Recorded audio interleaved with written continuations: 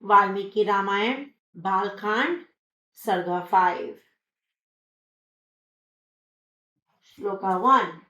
This entire earth formerly belonged in its entirety to those victorious kings, beginning with Manu, the lord of created beings. Shloka 2. Among them was the celebrated king Sagar, by whom the ocean was excavated, and whom 60,000 suns surrounded as he went forth. Shloka 3. In the dynasty of those high souled kings, descendant from Ishvaku, there rose this great narrative which is known as the Ramayana. Shloka 5. We shall now relate this entire story completely from its very beginning, containing righteousness, enjoyment, and prosperity. It should be heard without fault finding. Shloka 5. There was a great and prosperous country named Koshala, whose people were happy. Situated on the bank of the Sarayu, it possessed abundant wealth and grain. Shloka 6. Within that country stood the world renowned city named Ayodhya, which Manu, the ruler of mankind, had himself constructed. Shloka 7. That great city extended for 12 yojanas in length, prosperous, and 3 yojanas wide. It possessed broad, well planned roads.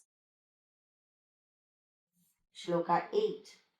It was beautified by a great and well arranged royal highway, which was continually sprinkled with water and strewn with scattered flowers.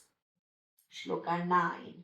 King Dashrath, who greatly increased the prosperity of this kingdom, caused that city to flourish with inhabitants, as Indra does his city in heaven. Shloka 10.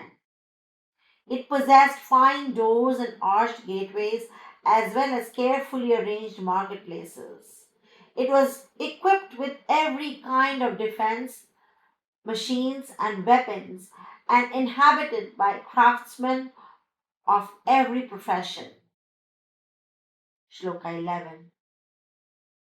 It was crowded with heralds and royal bards, prosperous and possessed of incomparable splendor. It had lofty buildings and banners and was filled with hundreds of powerful defensive weapons. Shloka 12. Throughout the city were companies of female performers and dancers. The great city contained gardens and mango groves and was girdled by a defensive wall. Shloka 13. Fortified by a deep moat, the city was exceedingly difficult for enemies to approach. It was filled with horses and elephants, as well as cattle, camels, and donkeys. Shloka 14. It was continually visited by groups of tributary kings who came to offer their tribute.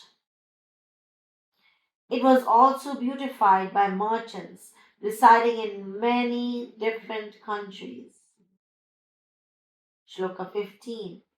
It was adorned with palaces fashioned from precious stones, resembling mountains.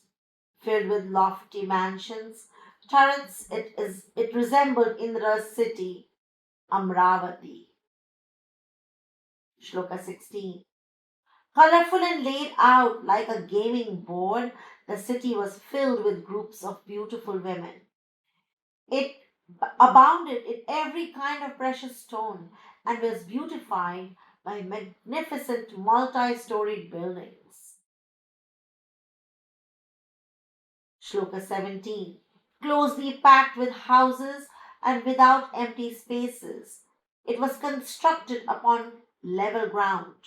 It was full of fine rice and possessed water as sweet as sugarcane juice.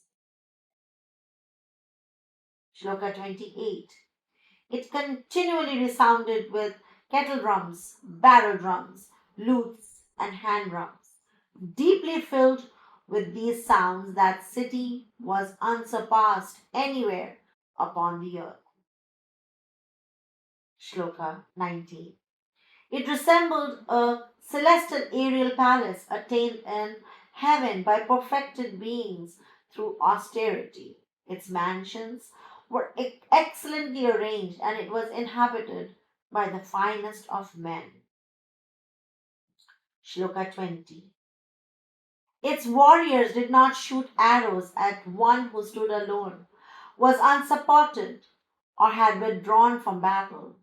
Yet those swift handed experts could strike distant targets and targets identified only by sound. Shloka 21. They could slay lions, tigers, and wild boars, roaring furiously in the forest, using sharpened weapons or even the sheer strength of their arms. Shloka 22. The city was completely filled with thousands of such great chariot warriors. King Dashrath caused the city to be inhabited by them. Shloka 23. The city was filled with foremost Brahmins who maintained the sacred fires, possessed excellent qualities, and had mastered the Vedas and their six auxiliary disciplines.